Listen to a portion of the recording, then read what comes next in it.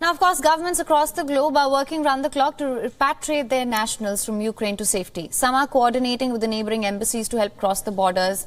Others, like India, have launched an evacuation operation to bring them back. 2 flights are expected to depart from Bucharest. They have, in fact, and as we speak, an Air India flight carrying 240 Indians has taken off from Budapest towards Indira Gandhi International Airport in Delhi. This is the 3rd such flight to reach India under Operation Ganga. The second flight from Romania landed in Delhi on Sunday morning, that is today morning, early morning. 250 Indian nationals were on board. Union Civil Aviation Minister and Minister of State for External Affairs welcomed them at the airport. The first flight carrying Indians evacuated from Ukraine landed in the financial capital Mumbai on Saturday evening. They were welcomed by Union Minister Piyush Goyal at the Chhatrapati Shivaji Maharaj International Airport. The Air India plane, which had taken off from Bucharest, brought home 219 passengers, mostly students.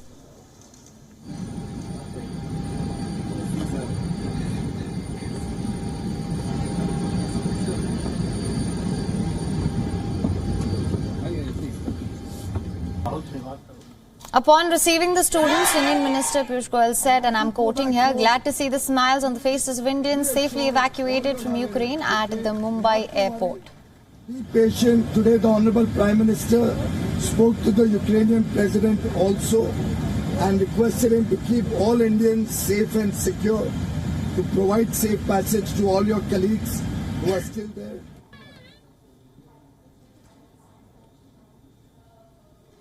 Under India's evacuation mission, Operation Ganga, another flight carrying Indian evacuees is also taken off. New Delhi has urged all the nationals not to move to any of the border posts without prior coordination with the Indian officials. The latest statement says that the situation at many checkpoints is extremely sensitive. The Indian government is working closely with Poland, Slovakia, Romania to ensure safe return of its citizens. But according to officials, it is becoming increasingly difficult to help nationals cross over to other nations. Everyone has been advised to stay calm and use their limited supplies of food, water and medicines wisely.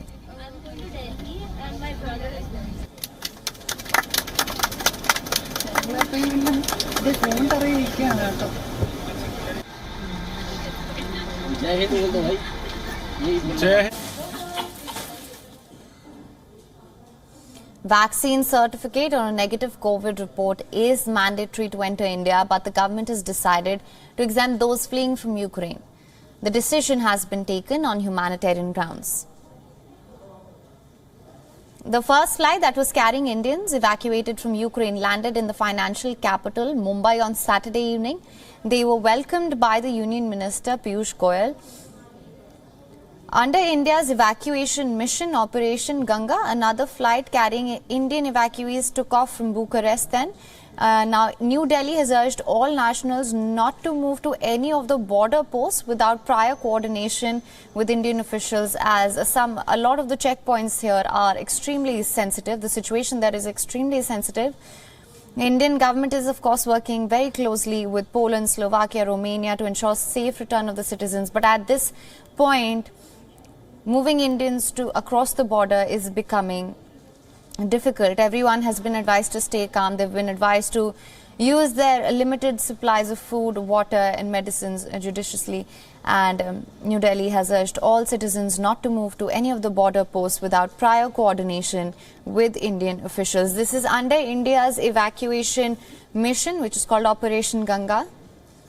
Now, for more updates on this, we're being joined live by our principal diplomatic correspondent, Siddhant Sibbal. Siddhant, thank you so much for joining us. Can you just bring us up to speed with the evacuation operation so far?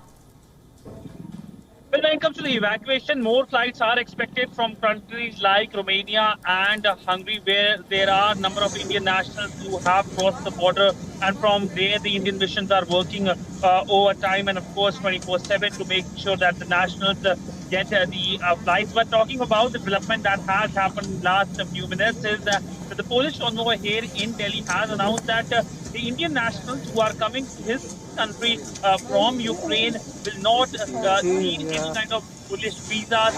That's significant relief for these Indian nationals who are, of course, now in desperate situation given the worrisome situation on the ground in Ukraine. So this is a big relief for the Indian nationals crossing over to Poland from the Ukrainian border. So Right. yesterday also we know that the police envoy spoke to WION and talked about how Warsaw is supporting New Delhi in the entire effort. Right, absolutely. Of course, the priority right now is to have Indian nationals come back to India and be safe. Now, Prime Minister Narendra Modi also spoke to Ukrainian President Zelensky over the same issues. Like I mentioned earlier, the situation at the checkpoints remains extremely sensitive. What is being done for that?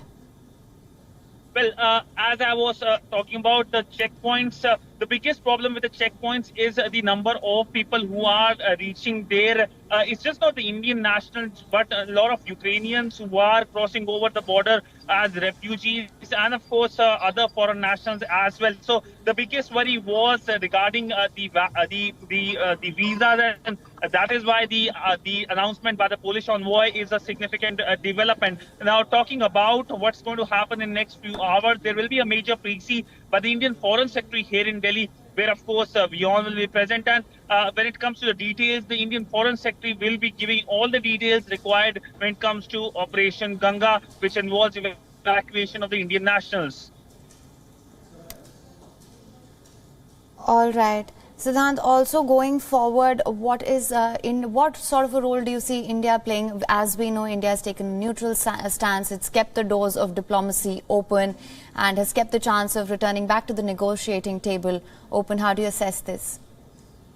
Well, today will be an important day because there is an emergency session of the United Nations Security Council. Now, this session is important because it will go through or undertake a vote on whether the United Nations General Assembly should meet and discuss the Ukraine crisis. Now, this meeting cannot be vetoed by any country because this is a procedural vote. So, two things will be something that will be important to note. The Indian stance, because so far India has abstained, and of course the Russian stance as well, because Russia, of course, will not be happy with this development. Right. Also, Siddhant, just for more clarity, now in some updates just coming in, Defence Minister Rajnath Singh has said that all Indians stranded in Ukraine will be brought back to the country at the government's expense, and that they have decided to increase the number of flights to neighbouring countries of Ukraine with their permission for this purpose. What do you know about this? Well, last week the Indian government had said that when it comes to the evacuation, it will be paid.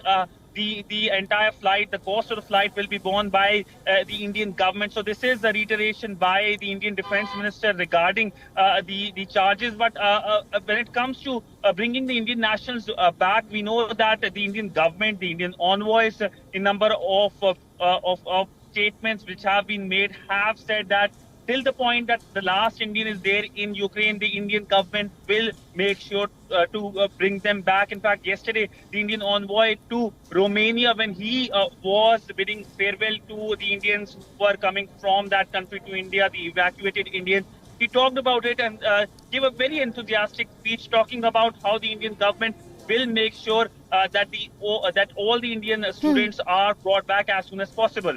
Right. All right, Siddhant, thank you so much for joining us with all the updates on that. WION is now available in your country. Download the app now. Get all the news on the move.